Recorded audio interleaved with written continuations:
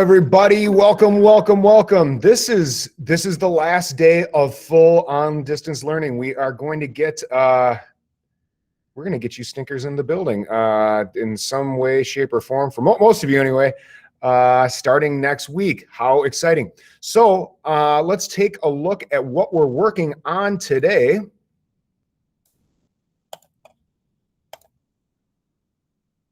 Let's go right over here. So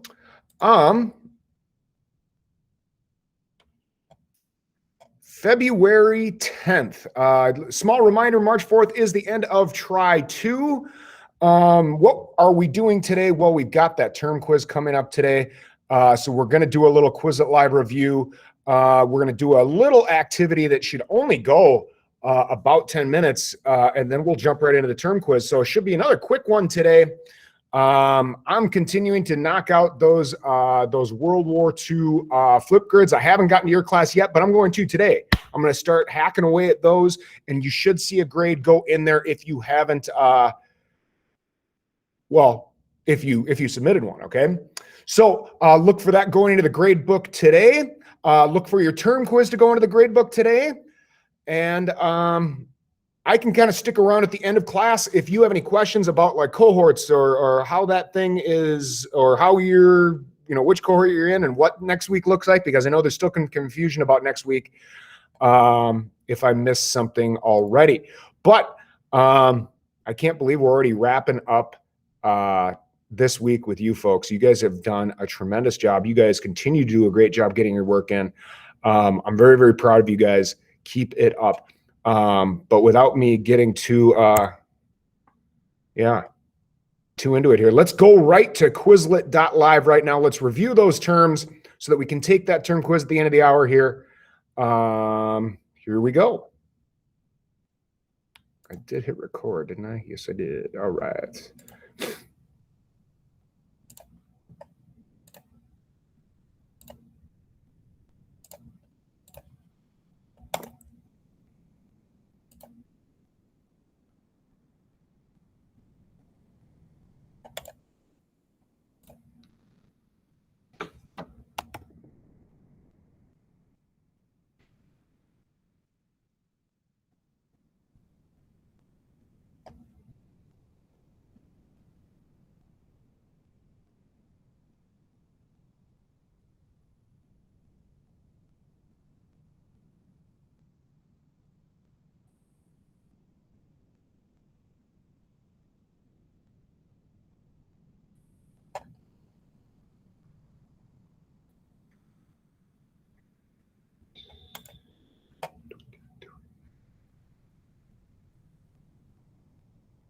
Missing a handful of you. We're going to start this thing in about 30 seconds.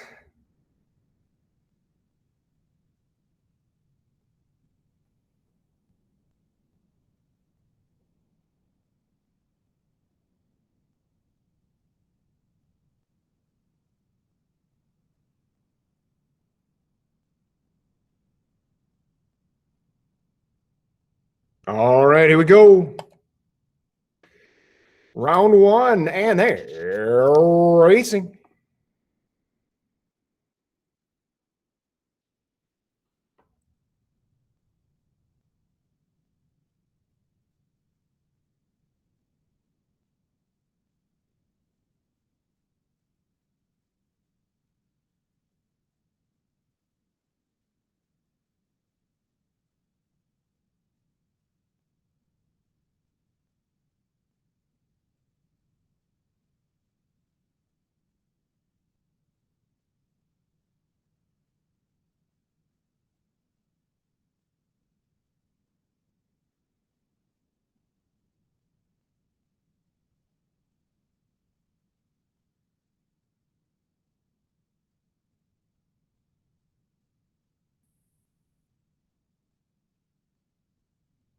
Man, we got some heated competition in this hour. Here we go. Round two, and they're racing.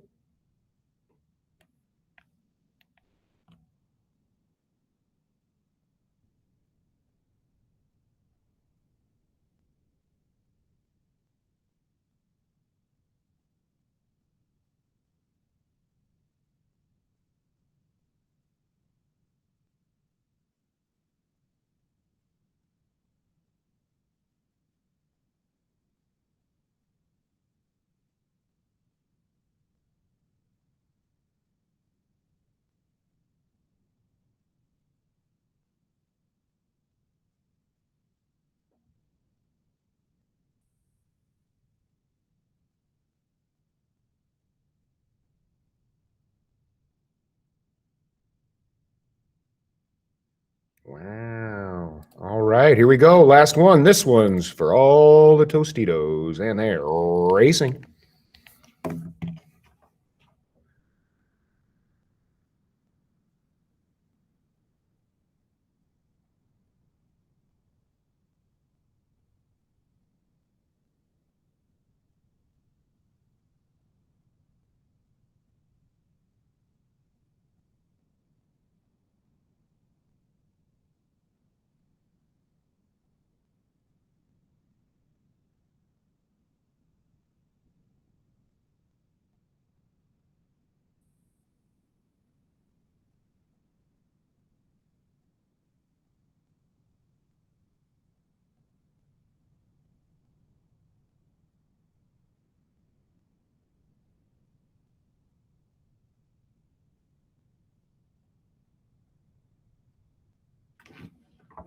Awesome job. All right, right back to this. Here we go.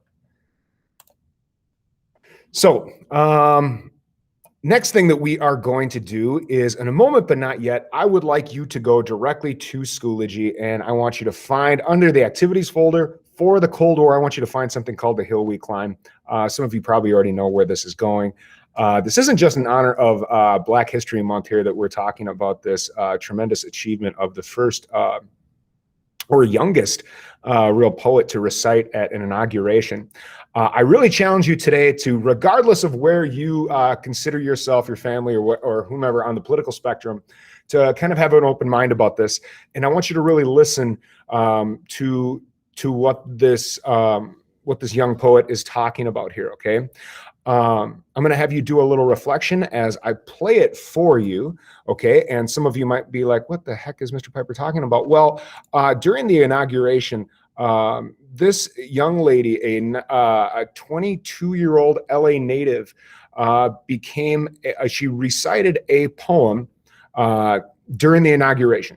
Okay. She joined the footsteps of people like Maya Angelou and Robert Frost. These are some very, very famous Americans. She is, I think, one of the youngest poet laureates that we can recall. She majored in sociology at Harvard. Really reading into Dr. Biden was a huge fan of her work, and that's how she came into this. But I don't think anybody really expected really the rhetoric that was given. Okay. And like I say, I really want you to really open up your eyes and minds and hearts here and listen to what she's talking about here, because regardless of where you lie on the political spectrum, I think she speaks to all of Americans here. And really kind of a refocus of what our identity is and what we talked about before about with the American dream and the American experience. Okay. So what I want you to do is I want you to open up that document. I want you to put it into Notability. You don't have to start working on it yet, but I do want you to just listen to what she's saying. Okay. And then when she's done with that, we will transition to something different. And like I said, this is going to go quick today. Okay.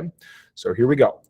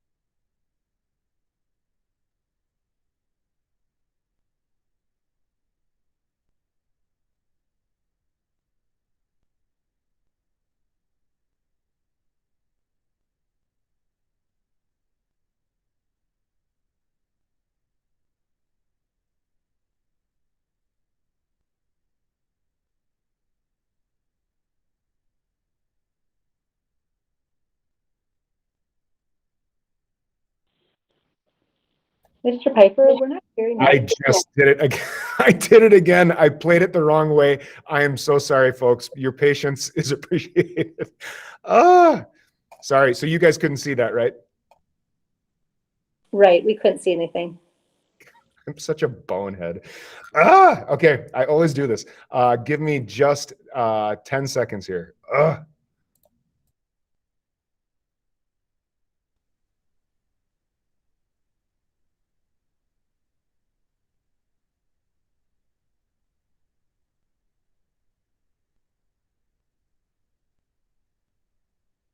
Mr. President, Dr. Biden, Madam Vice President, Mr. Emhoff, Americans, and the world. When day comes, we ask ourselves, where can we find light in this never-ending shade? The loss we carry, a sea we must wade. We've braved the belly of the beast. We've learned that quiet isn't always peace, and the norms and notions of what just isn't always just is. And yet the dawn is ours before we knew it. Somehow we do it. Somehow we've weathered and witnessed a nation that isn't broken, but simply unfinished. We, the successors of a country and a time where a skinny black girl descended from slaves and raised by a single mother can dream of becoming president, only to find herself reciting for one. And yes, we are far from polished, far from pristine, but that doesn't mean we are striving to form a union that is perfect. We are striving to forge our union with purpose, to compose a country committed to all cultures, colors, characters, and conditions of man. And so we lift our gazes not to what stands between us, but what stands before us. We close the divide because we know to put our future first, we must first put our differences aside. We lay down our arms so we can reach out our arms to one another. We seek harm to none and harmony for all. Let the globe, if nothing else, say this is true. That even as we grieved, we grew, that even as we hurt, we hoped, that even as we tired, we tried, that we'll forever be tied together, victorious, not because we will never again know defeat, but because we will never again sow division. Scripture tells us to envision that everyone shall sit under their own vine and fig tree, and no one shall make them afraid. If we're to live up to our own time, then victory won't lie in the blade, but in all the bridges we've made. That is the promised glade, the hill we climb, if only we dare it, because being American is more than a pride we inherit. It's the past we step into and how we repair it. We've seen a force that would shatter our nation rather than share it, would destroy our country if it meant delaying democracy. And this effort very nearly succeeded. But while democracy can be periodically delayed, it can never be permanently defeated. In this truth, in this faith we trust, for while we have our eyes on the future, history has its eyes on us. This is the era of just redemption. We feared it at its inception. We did not feel prepared to be the heirs of such a terrifying hour, but within it we found the power to author a new chapter, to offer hope and laughter to ourselves. So, while once we asked, how could we possibly prevail over catastrophe? Now we assert, how could catastrophe possibly prevail over us? We will not march back to what was, but move to what shall be, a country that is bruised but whole, benevolent but bold, fierce and free. We will not be turned around or interrupted by intimidation because we know our inaction and inertia will be the inheritance of the next generation. Our blunders become their burdens, but one thing is certain. If we merge mercy with might and might with right, then love becomes our legacy and change our children's birthright.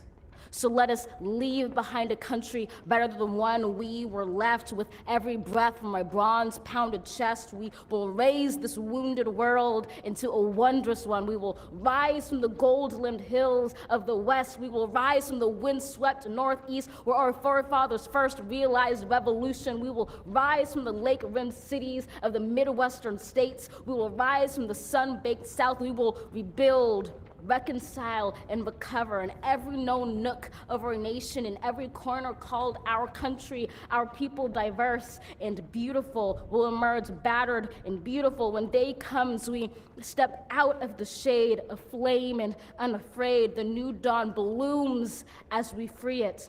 For there is always light, if only we're brave enough to see it, if only we're brave enough to be it.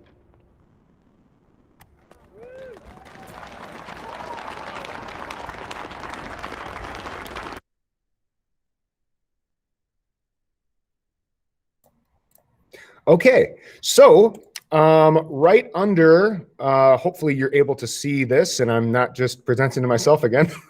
If you open up this document here and you put this into Notability, I really want you to focus on a couple parts of that poem, okay? And hopefully this will come up. All right.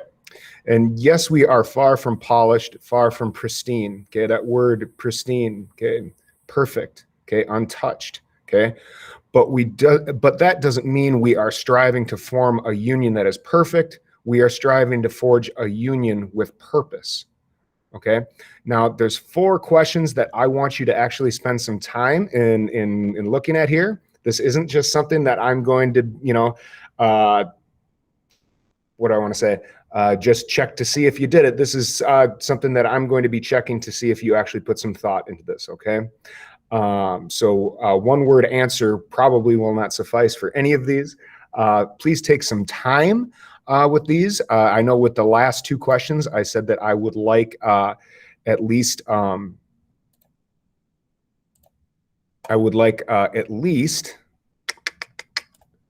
whoops, a couple.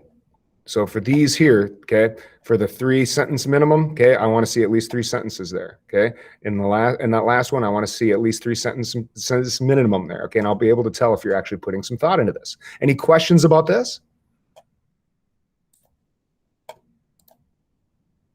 No? Okay. I am about to go and open up that quiz.